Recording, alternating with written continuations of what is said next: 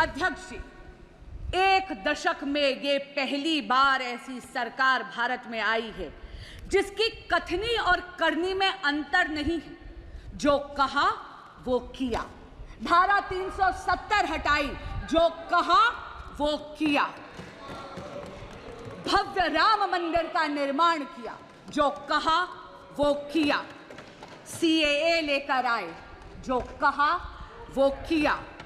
1 rank 1 pension लाए, जो कहा वो किया। मेक इन इंडिया की नींव रखी, जो कहा वो किया। पिछले 10 वर्षों में मोदी सरकार ने भारत की अर्थव्यवस्था को इतना सशक्त करा है कि अध्यक्ष जी, हम 11वीं सबसे बड़ी अर्थव्यवस्था की जगह मात्र एक दशक में विश्व की वैश्विक पटल पर 5वीं सबसे बड़ी अर्थव्यवस्था बने। और अध्यक्ष जी, ये असाधारण परिस्थितियों में हुआ है। पूरा का पूरा विश्व कोविड-19 की महामारी से जूझ कर निकला है।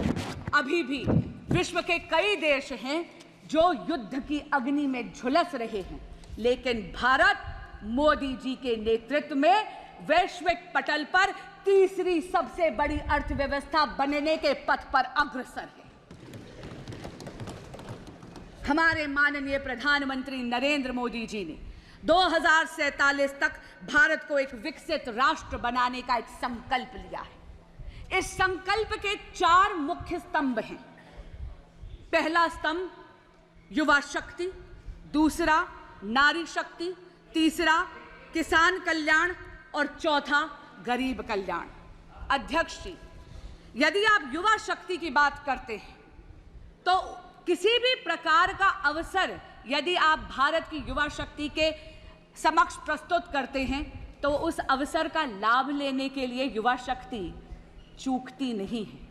शिक्षा के पर्याप्त अवसर हुए, इसके लिए मोदी सरकार ने एक दशक में 7 नए IITs, 16 नए IIITs, 7 नए IIMs, 15 AIIMS hospitals, 315 medical colleges और 390 नए विश्वविद्यालय स्थापित करे हैं।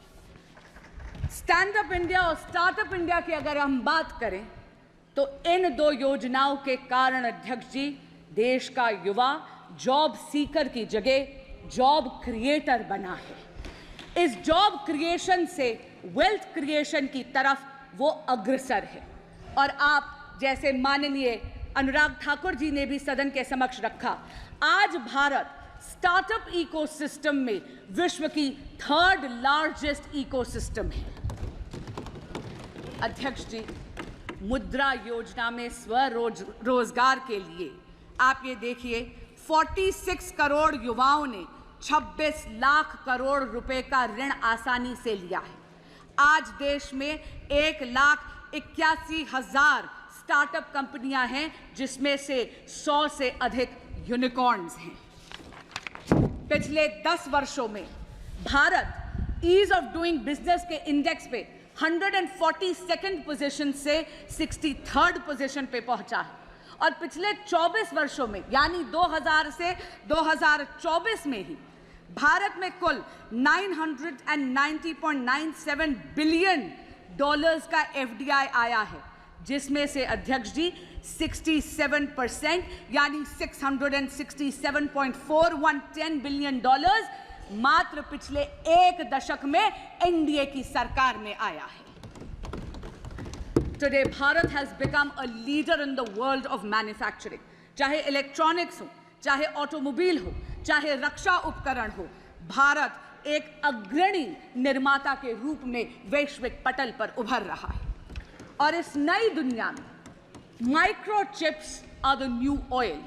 सेमीकंडक्टर्स और चिप मैन्युफैक्चरिंग की दुनिया में भारत कहीं पीछे ना छूट जाए, इसके लिए मोदी सरकार 1.25 लाख करोड़ रुपए का इंफ्रास्ट्रक्चर पहले ही उद्घाटित कर चुकी है। असम में 27,000 करोड़ का सेमीकंडक्टर का प्लांट भी बन रहा है।